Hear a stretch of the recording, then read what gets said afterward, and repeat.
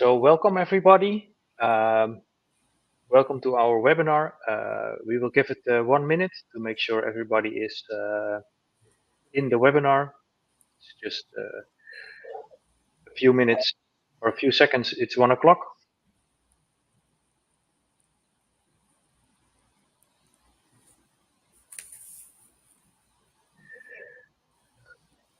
Yeah, I see everybody dropping in. So welcome everybody. Also for those who just joined, it's great to see that everybody is here now, so we can begin. A warm welcome to those who just entered.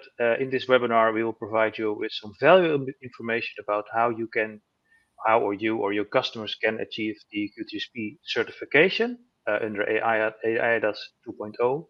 My name is Bram de Bruin, and I will be your host for today.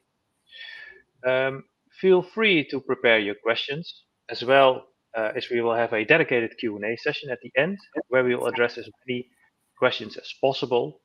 So grab a drink, get comfortable, and let's get started. I would like to introduce you to our speakers first, and then I will show you the agenda for today. First, Dick Dekkers.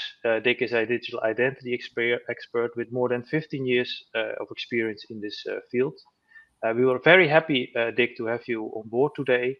Would you like to give a short introduction? And after Dick, Guus will introduce himself as well, and then I will show you the agenda. So please, Dick. Yeah, sure. Thanks, Bram. So my name is Dick Dekkers. I'm an independent advisor to various stakeholders around all topics related to digital identity. So varying from governments to organizations and relying parties, all the way down to suppliers. I typically help them out in terms of strategy. So I explain the regulation and the frameworks, and then guide them all the way, potentially even to product delivery. My current focus is around digital trade and know your business kind of processes, identity for organizations, and with a strong focus currently as well on the qualified attributes and QTSPs with the upcoming eIDAS regulation. Over to you, Guus.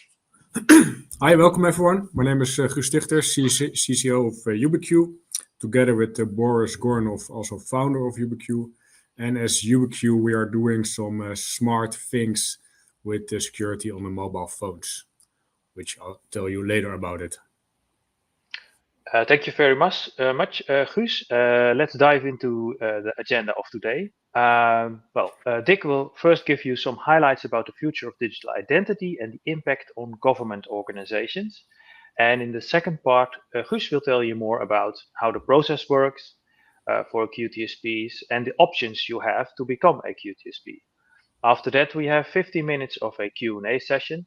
So if you have already some questions, please ask them in the chat. It's open for you. So during the whole webinar, I will check those questions to make sure we can answer them. I must admit there is like a large variety of people in the webinar. So if there is a question that is super specific, we are happy to help you afterwards to answer that question one-on-one. Dick, if you're ready, the floor is yours. Well, thanks, Bram. So I would like to take a little look into the future of digital identity. If you look at today's world, right, we have a very easy way of proving who we are. And that's basically we pull out our ID, right? And that ID is stored in your wallet. So you take out your driving license, or in some cases your passport, or an ID card, and you prove who you are, or you prove some sort of attribute, right? So when you go into a supermarket and you buy alcohol, you pull out any ID that has your date of birth on it. We're perfectly fine with the fact that we might be exposing a little bit more information about ourselves, right? It's not only our date of birth or the fact that I'm over 18, but I actually also share my name and in some cases even my address, which is not relevant for the transaction. But hey, the person on the other side of the counter will likely not remember that and will have no means of abusing that information. However, we live in a digital world. We live in a digital economy, and we have requirements or a need and a growing need to make ourselves known online. And that means that in some cases, we actually need to identify the person we're dealing with. But in some cases, it's, again, just a matter of proving that I'm over 18 or that I'm eligible to drive. And you don't have to necessarily have my information. So there's a growing need to do that in a way where the user stays in control of that information. Because as soon as you start sharing all that information, for example, all the information that is on your driving license, that means that your data goes all over the place, right? It's very difficult for you to control that information.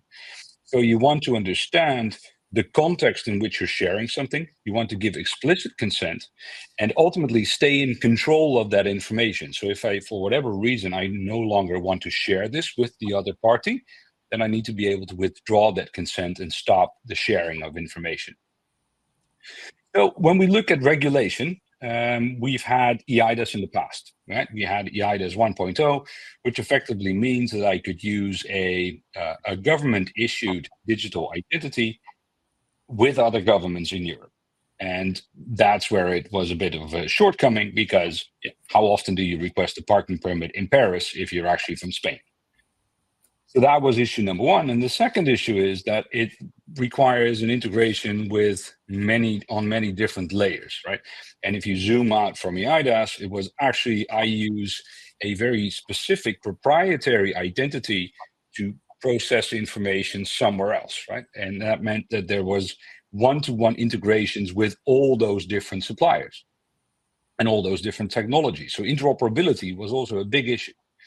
If you then go to what eIDAS 2.0 is trying to achieve, is different and fundamentally different. So first of all, what it means is that you will have an identity and typically a wallet, so as a sort of app on a mobile phone, presumably, and you can use that to log into public and private sector. And there's a whole list of companies that are required to accept that wallet, but that's for a different day. Fundamentally, what happens is that where you have information, and that information is stored in your wallet, and you, the owner of the information, the owner of the data, is then able to share that with anyone you like under different conditions, but you are in full control. So there is no need to have multiple integrations. It's the integration with the wallet, and you share that information. What could happen, of course, is that the recipient of the information wants to check against the source that the statement is actually true. So, for example, the issuer of the driving license puts a mobile driving license in my wallet. I share that when I'm renting a car at Sixt. Sixt might want to check with the issuer that actually they issued a driving license to me, and second, that it's still valid, right? Those are situations where you can check the original source if the information is actually accurate. When we look at timelines, of course, this is always a bit challenging given the EU and given the scale of the operation, right? We're talking 27 member states. The objective is around 230 million people, so it's a massive operation. But as of today, the general view would be that there's a acceptance of the wallet by organizations who are required to accept the wallet. And those are typically regulated industries and governments. So you should think of financial services, telecom, health, and organizations that typically serve around 10% of the EU population on a monthly basis. So they are required to accept the wallet, and that is aimed to be in 2026. And then there's a general plan to roll that out even further, where all member states eventually have to provide something to all their citizens. What does that mean, right, in terms of the impact on government organizations, and not only on national governments, but also on local government departments, and authentic sources? I'll get to that in a second. So let's look at the national level. So all EU member states, all 27, have to issue a digital wallet to their users. And that wallet needs to follow certain guidances and regulations and requirements set out in different documents, but effectively they need to be secure, reliable, and available to all. Where possible, it needs to be open source, and it needs to be able to be used by any citizen. And that is a massive challenge because typically everyone debates whether security and usability and user experience can go hand in hand. Well, it will have to. There is no other option. You have to figure out a way to make this accessible to everyone. And to everyone means that the objective is 80% in 2030. So in roughly 5 years' time from now, 230 million people need to have a wallet with information in the wallet. So it's not only the technical capability, but there needs to be an actual use case and stuff in that wallet, right? Think of a mobile driving license, insurance information, or a qualified electronic signature, so a digital signature for you to sign documents with. Diplomas, right? University degrees, anything you can think of should go into that wallet. Then there is the organization that issues that information, right? What they call authentic sources. So, for example, the government organization that issues a driving license, or the National Registrar for diplomas and degrees, or the Chamber of Commerce, right? There's many different organizations, and they're all slightly named differently in every country, but all those organizations need to do two things. One is they need to be accessible by the public, but also their information needs to be retrievable, so that the information that is stored around, for example, around my university degree, I need to be able to prove who I am, take that information, and then put it into my wallet for me to share with others. And as part of that, it's essential that that is, of course, in a reliable, secure manner, right? And that is where the whole QTSP equation comes in. When you look at the regulation, and there's a lot of documents, but it basically says that you need to become a QTSP. And I'm not going to bore you with this entire set of articles, but when we zoom in, we see two things that I want to highlight. One is that the member state needs to notify the authentic sources, and that these bodies, so these authentic sources, maintain reliability and trustworthiness on par with qualified trust service providers, in line with Article 24 that has all the sort of requirements listed. Then the second thing is that the member states notify that, and together with the notification, it needs to have a conformity assessment report verifying compliance with all required standards. So even though it doesn't explicitly say that you need to become a QTSP, effectively what it does say is that the authentic source needs to prove that they are on par with a qualified trust service provider, and you need to have a conformity assessment report. To me, that sounds the same as you need to become a QTSP, because it's just that little label that you put on it afterwards, but effectively you have to follow the rules and regulation. But what does it mean, right? What does it mean to become a QTSP? It means a whole lot. So first of all, it's complicated. It's a difficult project to grasp. So a couple of things that you need to consider as an authentic source, as a government, as a potential supplier, is how complex is this? Do we have the knowledge in place? Do we understand what the information requirements are, the security requirements? Do we have the capacity, right? So you can, of course, you can have a very flexible team looking into this, but this is a strategic, fundamental change to your organization, and you need to have the capacity to keep this on par and have a proper life cycle around all the processes that are involved with becoming and maintaining to be a QTSP. There are a lot of technology requirements. I think Guus has an outline of those in more detail later, but essentially you will have to look into these processes in a very proper way and do not take this lightly. So bottom line is, how do you do this in a sufficient manner in an effectable and sustainable way. And I strongly advise everyone who has not looked into this, given the timelines and the regulation and the way it is written, I strongly recommend you to look into this as soon as possible to decide how this will impact your organization. Handing over to you, Guus. Thank you, Dick, for your clear story. You make my job a lot easier. So I'm going to tell a little bit about the parts you need to become a QTSP. Of course, maybe the most of you already know this picture, and if not, it's remember it because you will see it a lot in the coming years. What you see here is an example case of three stakeholders. We have the issuer, the holder, and the verifier. The verifier is easy; that only checks the things, and the holder is, of course, the owner of the mobile phone, who needs, of course, a strong digital identity. And we have the issuer. And as a society, we want to trust the issuer.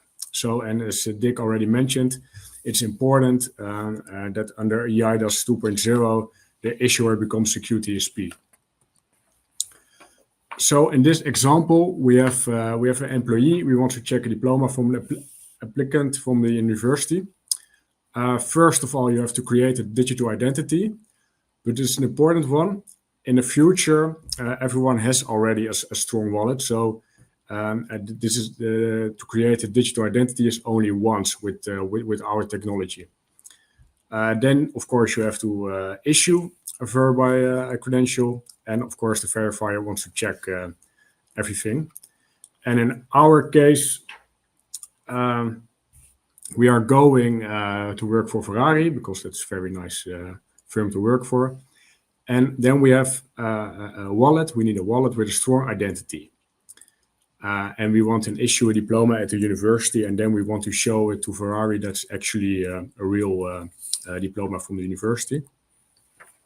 So if we going to place that in the same picture, then you will see that the issuer gives a diploma to the holder of the identity, and the holder is then owner of the diploma, so he can show the right parts to Ferrari.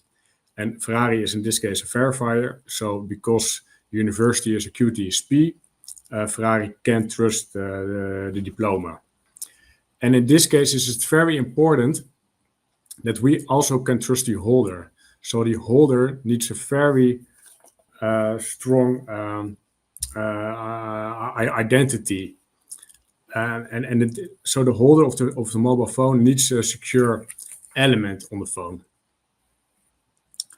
And if you can imagine, this is a case we will see a lot of the next couple of years, because this is a very simple case, and it's no matter of taxes or doing things with the government. This is just a case when you want to work anywhere. So you can imagine that we need a scalable solution for all the people in Europe right now, because it will be very complicated to do it without automatic systems. So we have to make a remote identification system, and we have, of course, remote automated issuing systems. And to come back to the holder of the mobile phone, it is very important that the holder of the mobile phone has a secure element in it, because we want to know for sure that you talk to the right person. So we need a secure chip, like a passport on your mobile phone. We already figure out how the architecture looks like, and we have some software solutions, which, as you probably already know, will not be okay for the right security levels. So, and we have then a few other options with some crypto cards, and that I will explain. And the most of you already know the four of them. We have, of course, a physical smart card as a passport or a driver license.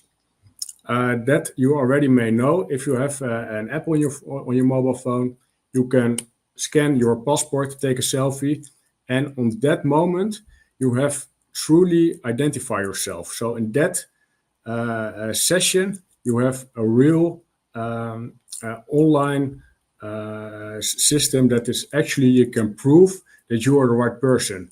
But when you close that session, you have to do the same KYC process again and again. So it's a very good system, but it has a few cons. Then, of course, we have the local smart cards of Google and Apple's. The problem with that is that they are not certified on the right levels. And also the problem is you have, as a company, you have to contact Google and Apple's, and you also have to contact Samsung and the Huawei's, which is also very difficult. Then we have another local secure element. That's, of course, the telcos. And that's quite the same problem you have with the Google and the Apple's. You have to talk to every telco in the world to have a scalable solution. And the other problem is we already tried it. A few years ago, we had Mobile Connect, and that was a failure because it's very hard to get all the telcos on one line. And then we have the remote secure element of YubiQ. What we have done, we created a secure element and we stored it in the HHM in the data center. And we made a very secure connection to the secure element and a mobile phone. So we make sure the mobile phone has sole control over the secure element, and we certified it. And that's also the reason why we are now building together with Homeland Security in America a solution where we are now building the next generation of official digital passports. And that's of course very nice because we can really solve the problem of digital identities. And we are the solution that Google and Apple's cannot create for in this case Homeland. If you see this all in a picture, you see all the cards have all their uniqueness, but also their weakness. And of course, you see YubiQ has all the right boxes. But what you see with the physical passport, it's a very good solution already. Everyone has a passport, and you can scan and take a selfie anytime. But the problem is you always need your passport with you, and you always need to go through the process again. So that's not very scalable in the future. So when we solve the remote secure element problem, which is really the hardest part of the technology we solve to become a QTSP. So if you want to become a QTSP, you have to fill in, you have to do a lot of things. There are like 1,500 line items you have to completely close, and it's a real package you have to give to the auditor. And of course, one line item is more difficult than the other, but in the end, it's a really long list. You really have to do some difficult work. And of course, there are steps in the process. Maybe some things you already done, and some things you need to be done. So if you look at the options we have to become a QTSP, there are now at this moment like 3 options. You can outsource the whole QTSP part. That's the most easy one, but it's only for the issuing. So you have no holder and you have no authentication. You cannot use your own app, and of course your branding name is never shown. And the most important thing is it's not. It's probably the most expensive one. Then, of course, you can become a QTSP by your own. Maybe a few of you are already busy with that process. It's of course a good solution, but the problem with it is it's very hard to do. It's really time intensive. If you start tomorrow, you are probably too late for the new regulations, but it will cost you 2 or 3 years. It will cost you a lot of effort in people. It will cost you a lot of time from from the office, and it's a really expensive environment.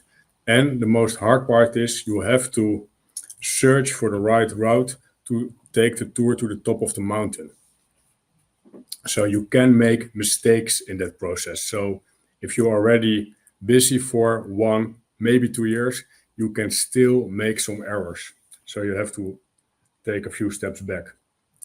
And what's also important, if you succeeded in this option, you will miss the remote ski element. So all your customers will, every time they want to have to authenticate him or herself, every time they have to get their passport and take a selfie and make sure every time they are the right person in front of the mobile phone. Then, of course, we have the YubiQ solution. What we already done, we already walked the route to the top of the mountain and we know the path.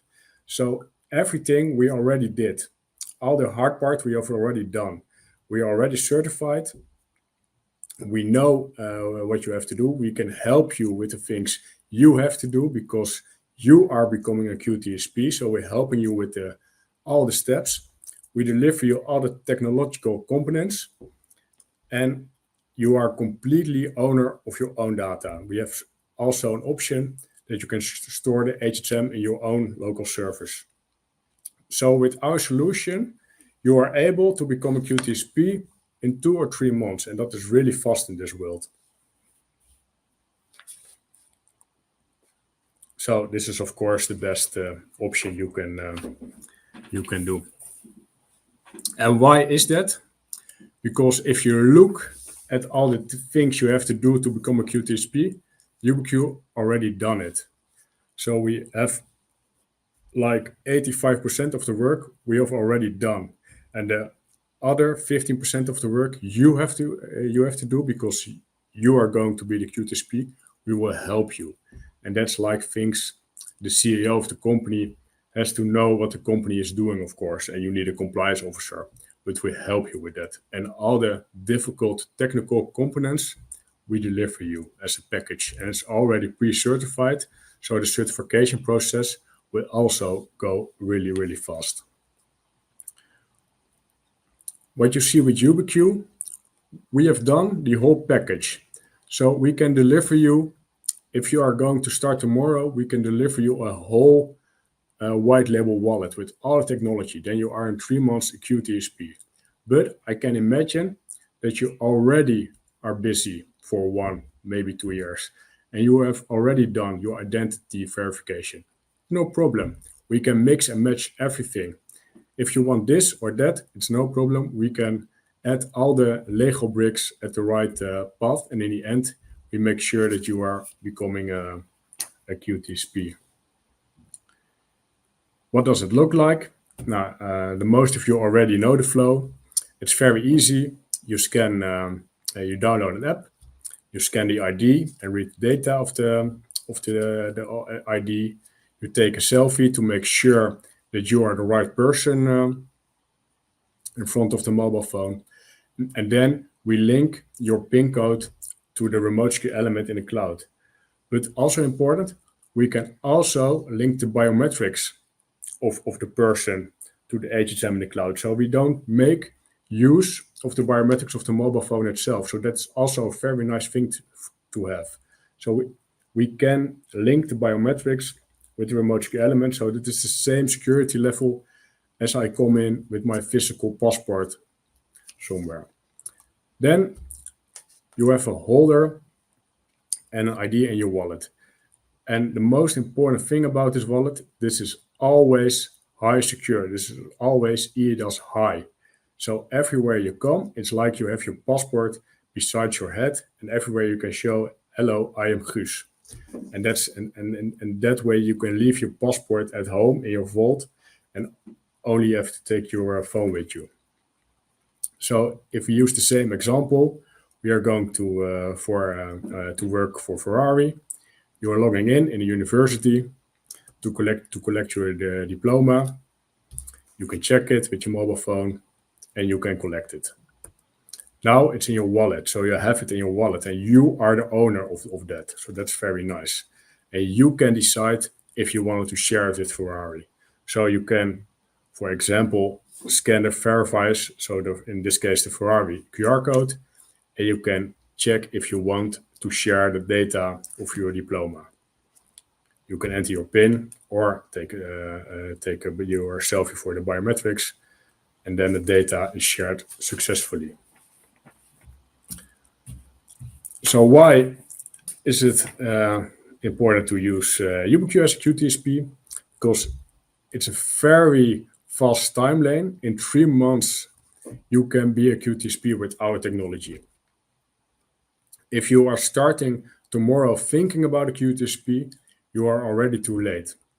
So, and if you're already busy with it, if you're already busy for 1.5 years, it can also be very interesting to talk to us, because we can help you and mix and match the things you already have done with our stuff. All the hard technical stuff we already have done, so that's also easy. We help you and we guide you and support you. And of course, we also make your CFO very happy, because it's very less expensive than becoming a QTSP by your own.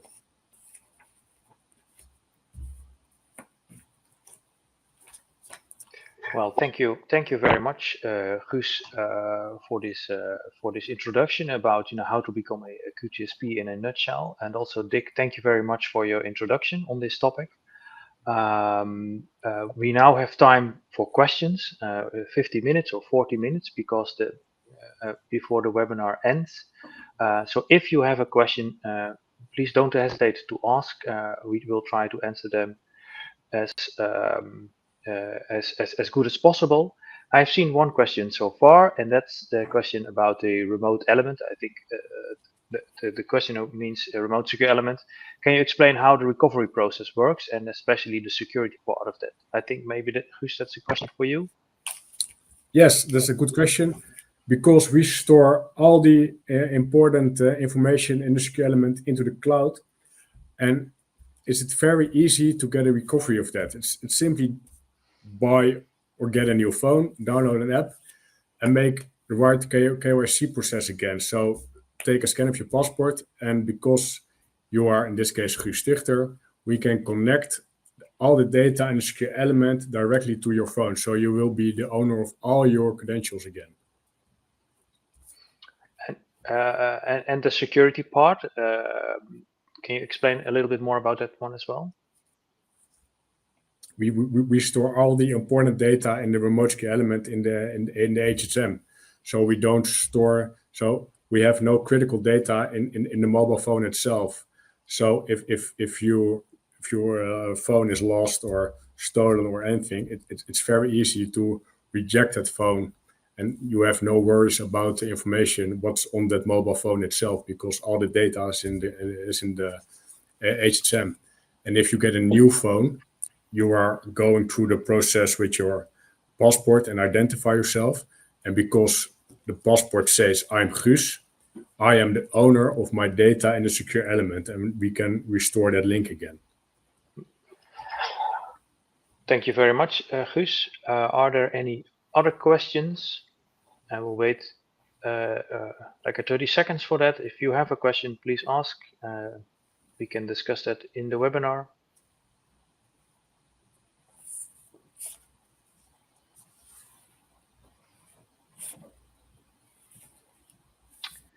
So yeah, if there are no questions anymore, we can end this webinar. I would like to thank you, Guus, and also Dick, for this introduction on how to become a QTSP. I think, Guus, we can go to the final slide.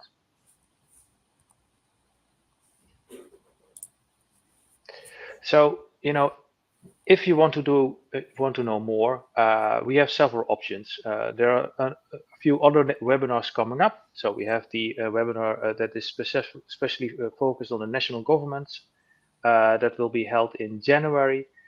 So make sure you subscribe for that one as well if you want to know more from a national government perspective how you can fix this. We also have a next webinar more focused on the technical requirements. So that's more of an in-depth webinar, how it technically works, that will be held in March next year. But it's a complex topic, so I can understand that if you want to know more, we're also happy to help you in a one-on-one conversation, especially to focus on what you have done so far and how you can grow in your ambition, or the things you want to achieve with eIDAS 2.0, to give you insights in the next step. And this is a picture of Boris Goranov, but also other people within the UBQ organization are happy to help. Well, thank you very much for your attention for today, and the on-demand version will be ready, I think, tomorrow at the end of the day. So if you want to check something afterwards, you can see that all on the recording. Thank you very much.